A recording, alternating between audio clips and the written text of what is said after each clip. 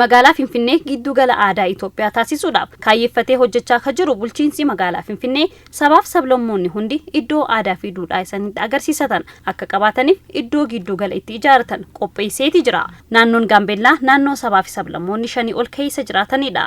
Magaalaa Finfinnee keessattis akka giddu gala aadaa ijaarataniif lafa kaaree meetira 5,000 bulchiinsi magaalaa Finfinnee naannoo Gaambeellaatiif kenneera. Sabaaf sablammoonni hedduun magaalaa Finfinneetti iddoo aadaa fi duudhaa isaanii mul'ifatan akka qabaataniif gaaffii gaafachaa turuu ka dubbatan kantiibaan magaalaa Finfinnee Aadde Adaanach Abeebee gaaffii bara dheeraa kana bulchiinsi magaalichaa haqummaadhaan deebisaa jiraachuus dubbatan. ለረጅም ዘመን አዲስ አበባ ላይ የባህል ማዕከልን ገንባ waggoota dheeraadhaaf magaalaa Finfinnee irratti giddugala aadaa haa ijaarru aadaa fi duudhaa keenya haa agarsiisnu iddoo kanaaf ta'u muraasa nuuf kennaa jechuun gaaffii baroota lakkoofsa baay'ee argineerra gaaffii kana fuudhanii deebii kennuun fedhii osoo hin taane dirqamadha.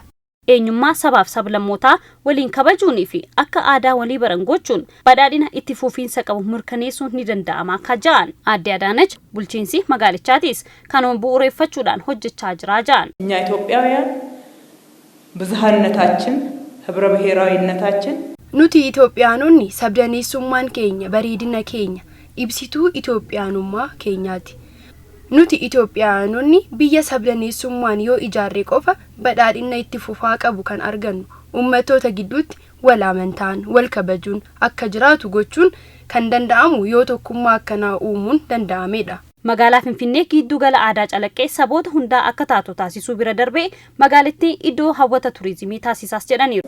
አዲስ አበባ ሰፋ ያለ ቦታ አዘጋጅታ አዲስ አበባን የቱሪዝም ማዕከል magaalaan Finfinnee iddoo bal'aa qopheessitee magaalaa Finfinnee giddugala aadaa gochuun kan danda'amu paarkota ijaaruun qofa osoo hin taane magaalaa sabaaf sablammii hundi kan kooti jechuun akka jiraatan gochuudhaan kana yeroo goonu Itoophiyaanummaan ni lallisa ni calaqqisa kana gochuu keenyaan namni miidhamu hin jiru. Pirezidaantiin naannoo Gaambeellaa obbo Umudu Ujulu gama isaaniitiin bulchiinsi magaalaa Finfinnee iddoo ijaarsa giddugala aadaa qopheessuun isaa aadaa fi duudhaa keenya akka mul'isnu nu gargaaraa ja'an. የጋምቤላ ክልል ያሉትን በርካታ ወንዞች ሐይቆች laggeenii fi haroowwan naannoo Gaambeellaa keessatti argaman akkasumas qabeenya uumamaa naannoo Gaambeellaa qofatti argaman akka beeksisnuuf giddugalli kun asitti ijaaramuun isaa gama tokkoon aadaa keenya akka ibsinu nu taasisa.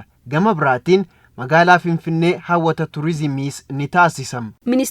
Ministeera aadaa fi ispoortii obbo Qajeelaa Mardaasaa gama isaaniitiin uummanni kana dura cinaatti dhiibamaa turan gara giddu galeessaatti akka hirmaatan gochuun kan jajjabeeffamudha jedhaniiru. በኢትዮጵያ ብዙ ህዝቦች Itoophiyaatti uummanni dinagdee hawaasummaa fi siyaasa irraa fagaatanii jiraatan akka jiran ni beekama. Uummanni kun fageenya irraa akka gara giddugalaatti dhufaniif hojiin hojjetame baay'ee gaariidha. Lafa kennameef bulchiinsi naannichaa saffisaan akka gara hojiitti jijjiiru kan himame yoo ta'u bulchiinsi magaalichaa fiixaan bahiinsa isaatiif akka cinaa dhaabbatus ibsameera.